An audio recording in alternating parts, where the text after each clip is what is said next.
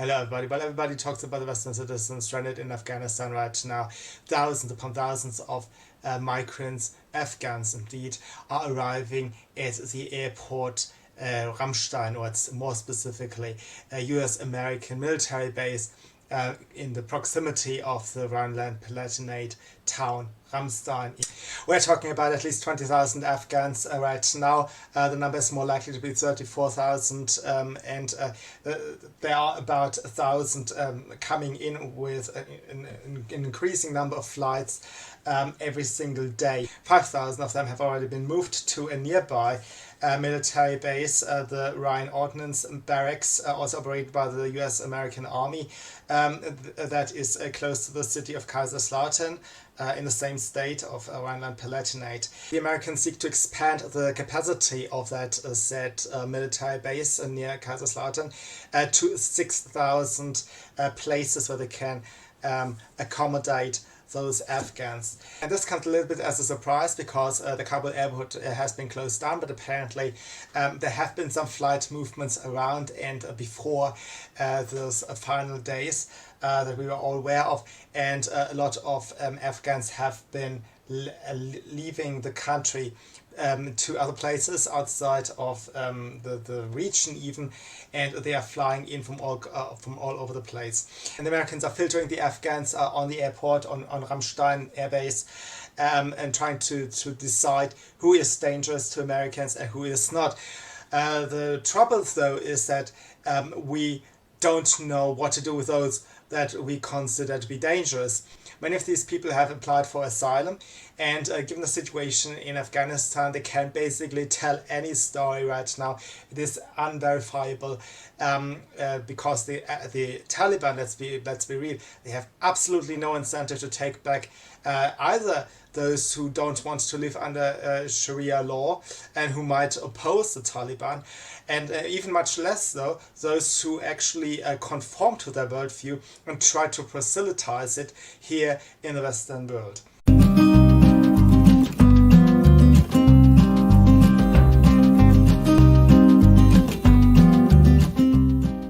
At the very first moment when the Taliban took over Kabul, our conversation here in the West had been totally misguided. We are focused, laser focused on the supposed and actually real failures of the Biden administration, and by that we totally overlooked our own interests. We are pointing out that there are people in Afghanistan that, of course, we liked to help. But is it even feasible? This is the thing that struck me from the very beginning. Is it even feasible to decide now in the rush who is good and who is not? And of course we all felt a lot of compassion with those who clung to that aircraft and ultimately dropped to their death. It looked like they were absolutely desperate, and maybe they were. Maybe they escaped torture, maybe, or they tried to escape torture, maybe they tried to escape their murder. But it is actually more likely, if you think about it, that these people thought the pilot would stop while it was still moving slowly, and then when the machine took up speed, they could no longer jump off. It reminded me of that horrendous murder in Washington, where the cab driver was clinging on the side of his cabbie and was then smashed on a lamppost. He had no way of jumping off and save his life. And I think that is very reminiscent to what we saw in Afghanistan. People thought the machine would stop in time, and then it didn't, and they died as a consequence. So maybe it was not something behind them that actually scared them off.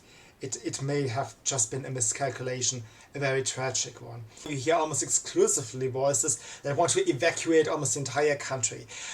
There are these people who say, well, some people there still have Western passports, and they did not heed that the military is withdrawing. Well, I don't understand how you could not heed that the military is leaving the country. I mean, I would have paid attention if I were in Afghanistan, and I really wonder why they haven't.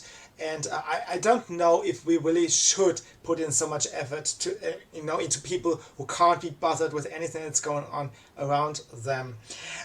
But okay, that's a very controversial view. Another group of people that apparently has to be rescued are, of course, these so-called Ortskräfte. That's a German word because Americans don't talk about that in particular. They're just talking about citizens, which is very smart. But here, of course, we are the most generous country on the planet apparently, and therefore we are talking about those who have worked with the military in any capacity. And the indiscriminatory approach to this absolutely riles me up, because not every cook, not every tailor, not every driver, not every translator is at risk of anything. I understand, and I don't even need any particular corporation contract or whatever as a proof, but I understand that a high military operator, a high military commander of the Afghan army should be exiled. Yes, I would take people who have actually risked something. I'd love to take them. The issue, though, is that the number of Ortskräfte, the German word for it, have risen from 576. That was the number given to the parliament after an inquiry made to the Ministry of Defense in 2018. That number of actual hard provable contracts have risen to 10,000. Of course, now without actual proof, those 10,000 are just made of thin air. They are just claimed to be as many people who have assisted the Bundeswehr, our army, in any capacity. And not all of them will actually be at risk at all. And of course, a third group that absolutely must come are all women. 50% of the country, that's not too much to ask for. They also have to be evacuated, apparently. And I mean, who wants to live as a woman under the Taliban? So this is something our media people and our politicians don't dare to object to. Once all these women have come, then of course their husbands, their children, their brothers, their mothers, their fathers, all of them, they will come here in the context of a family reunion. So we will just evacuate the entire country, and we will just leave behind some random Taliban. But here's the thing: we cannot discriminate. We absolutely have no idea who is who. It is actually more likely that we import the Taliban first and leave behind the vulnerable. And as the asylum claims roll in, the EU Court of Justice have decided that a growing number of refugees or semi-refugees already are allowed to reunite their families here in Germany or in the European Union as such. Somebody under subsidiary protection is able to reunite with his father or with other family members once he applies for a reunification before the age of 18. Subsidiary protection is not a full asylum status. That's why I call it semi-refugee. It is when your home country is still somewhat in turmoil, but there is actually no real direct threat to your person. I personally would really like to abolish some of those legal categories altogether. I personally have alienated myself from a lot of people in my culture. Obviously, I've put myself under some duress, some risk. I'm totally cutting off a lot of professional opportunities by talking to you right now, and I want to see some evidence that the people who come have done something against either the Taliban or who have any reason to believe that the authorities will take negative attention at what they do. It may not be that so far their activities have drawn attention. If I had to flee, and somebody may look at my views and my view counts and my subscribers, etc., may also decide, well, you are not at risk because you have not reached anybody so far anyways.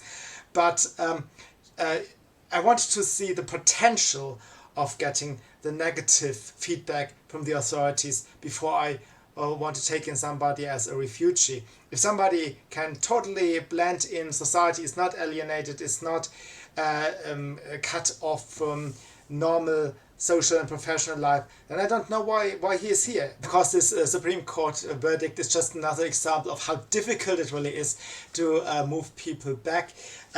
We had just this week, we had two horrific crimes committed by Afghans.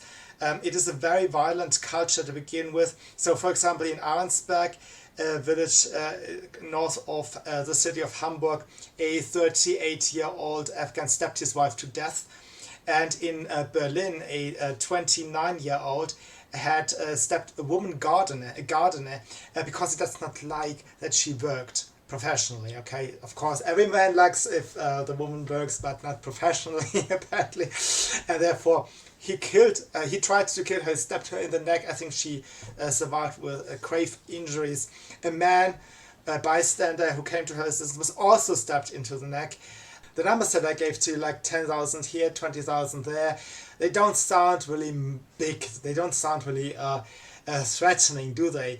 However, I have talked about cultural distance in a past video, and I can't say it actually often enough. We can't compare Latinos moving into the United States to Muslims from Central Asia, or some Africans from the desert of nowhere moving into Europe, because the same number of immigrants will just cause many more troubles if they come from very, very distant cultures than when they come from more closely aligned cultures. After all, Latin America speaks either Portuguese or French or Spanish, which are all fairly closely related to English. English shares a huge vocabulary with the French language. Actually, it's just structurally a Germanic language.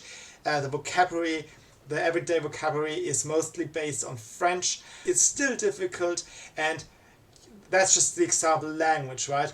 You also see a lot of other issues. The Catholics, still the Catholics are closer related to the Protestants in the United States than, let's say, the Muslims in Afghanistan are related to the nominally Christian, whatever faith there is right now in Germany. However, if you bring in the same number of people from Muslim cultures and from cultures who don't even speak a language that's remotely connected to your own, it becomes much harder to integrate these people and to kind of have a mutually beneficial relationship in the long run with them. And so these 20,000 to 34,000 migrants in the military base, the airbase of Ramstein, they are just the beginning. There will probably be many more in the days to come, but also they are, very, very different from just Latinos, let's say. Additionally, we see a build-up of migrants in Belarus. Right now, Belarus is sending more and more people over the border to Latvia, Estonia, and to Poland. That is kind of a revenge. This is a political tactic to take revenge against sanctions of the European Union. And so more migrants, and also the same type of migrants, Afghans, the dictator Alexander Lukashenko has picked Afghans and also Iraqis to put pressure on our immigration system, and we have to fix it. We have to fix it so we are not exploited either by the Taliban or by Alexander Lukashenko of Belarus. Thank you for listening, and I'll see you soon. Bye.